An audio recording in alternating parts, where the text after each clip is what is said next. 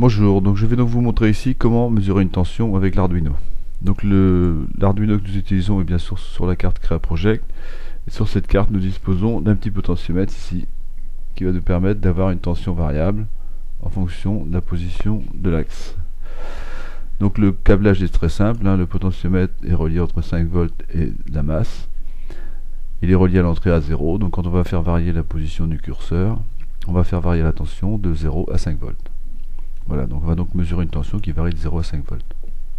Donc voilà le premier programme de base. Donc déjà je déclare un entier qui s'appelle mesure, qui va être le résultat de ma mesure. La mesure va être convertie en valeur numérique sur 10 bits. Donc c'est un nombre entier qui va de 0 à 1023, de puissance 10-1. Dans la phase d'initialisation, je vais déclarer une liaison série, ce qui va me permettre de renvoyer les valeurs sur le PC.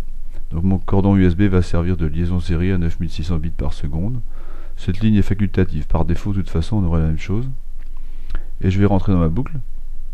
Dans ma boucle, je vais faire ma mesure. Donc la variable mesure va être égale à la valeur qui est lue sur l'entrée 0, un algorithme de 0, puisque je rappelle que je suis connecté sur l'entrée A0. Serial.println, donc j'envoie cette valeur sur le port série, println pour passer à la ligne, donc j'envoie la valeur mesure qui a été mesurée, donc le résultat de ma conversion analogique numérique, et je fais une petite pause de 500 millisecondes. Voilà. Donc avec ça, je vais afficher le résultat de ma conversion analogique numérique. Donc je vérifie que mon Arduino est bien connecté sur le port 9. Ici, je peux donc lancer la compilation et le transfert. Voilà, c'est fait. Donc à partir de là, mon Arduino est en train de faire des mesures. Pour les voir, il suffit d'afficher le moniteur série qui est ici. Voilà, le moniteur série m'affiche le résultat de la conversion. Donc si je fais tourner le petit potentiomètre, ici j'ai ma tension, le résultat de ma conversion qui varie. Donc ce résultat varie de 0 à la valeur maximale 1023. Reste à convertir ça en volts pour terminer le programme. Alors pour convertir ça en volts, ça va être assez simple. Je vais donc améliorer mon programme en affichant la tension en volts et correctement. Donc je vais déjà déclarer une nouvelle variable de type flottant qui s'appelle la tension. Voilà, avec toujours un point virgule à la fin de la ligne. Je vais donc calculer cette tension une fois que j'ai fait ma mesure. Donc à partir de ma mesure, donc la tension, donc c'est proportionnel à la mesure, sachant que pour 5 volts j'ai la valeur 1023.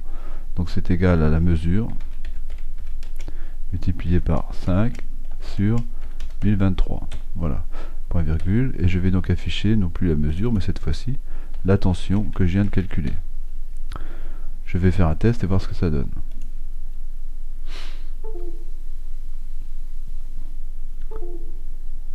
Voilà, donc j'ai quelque chose qui ressemble à 0 cette fois-ci, à une tension. J'augmente ma tension et j'ai ma tension qui varie de 0 à 5 volts.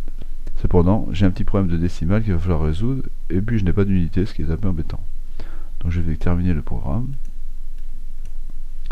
Alors pour les décimales, c'est tout simplement le fait que j'ai donné des valeurs entières pour calculer la tension, le logiciel a donné un résultat entier. Si je lui dis que c'est une tension, ici par exemple de 5.0 volts, il va me donner un résultat décimal. D'autre part, je peux afficher maintenant mon unité en ajoutant une ligne d'affichage. Et cette fois-ci, je vais passer à la ligne à la fin d'affichage et je vais afficher tout simplement volt. Voilà, point virgule. Et je ne passe plus à la ligne après la tension. On regarde ce que ça donne.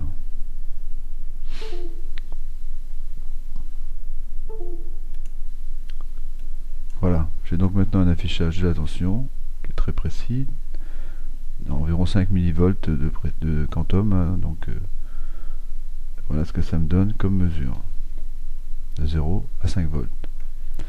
Merci.